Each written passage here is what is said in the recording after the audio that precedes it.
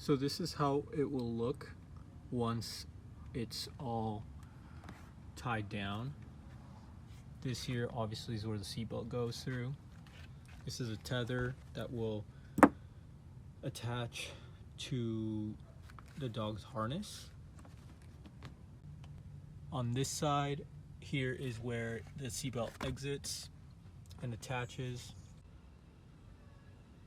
And this is how it looks from the front. As you can see, it fits pretty well on one of the side passenger seats for the back seat. This is Subaru Impreza, so it should fit pretty well in almost any vehicle. The seat does hold pretty well in place. As you can see, I'm trying to move it, and I mean, it doesn't really go past that point and forward. Similar scenario with the tether here. So this attaches directly to the seatbelt through this hole, and I'll show you that in a second, but this also doesn't have much give because it directly attaches to the seatbelt. So in order to remove the car seat, you have to unbuckle it. So I've done that on the other side already. Now this will come out, and you're gonna be able to see the back side of it. So this here is how the tether is attached. So the seatbelt just goes through this loop, which then in turn goes through there and onto the actual seat. And then you just pull this out on this side, and then this is out. So it may take you maybe 30 seconds to do this whole thing once you figure it out with your car. As you can see here, we have sand that shows you really how little I move this. If you need more than one, or you transport your dog in multiple vehicles, I'd probably recommend getting two of these so you don't have to move them around as much.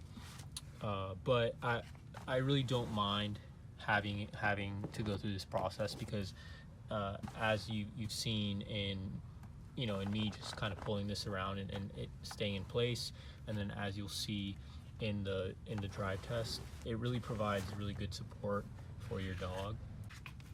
Okay, so this is a material, it's kind of a hard plastic that this is made out of, and I personally do like that versus some of the seats that are made out of kind of like foam or a material that's a little more giving, because this, kind of like I showed earlier, it keeps its shape a lot more. And as you'll see in the video of Rocco in the car seat during our drive test, he's able to really keep his balance because of the support that this material provides. So to put it together, we're going to basically go backwards, but this this is kind of one of the last parts that goes in, this tether, and then this top part here just comes off, has Velcro around, and it'll just come off like so. So this is you can easily wash and vacuum that.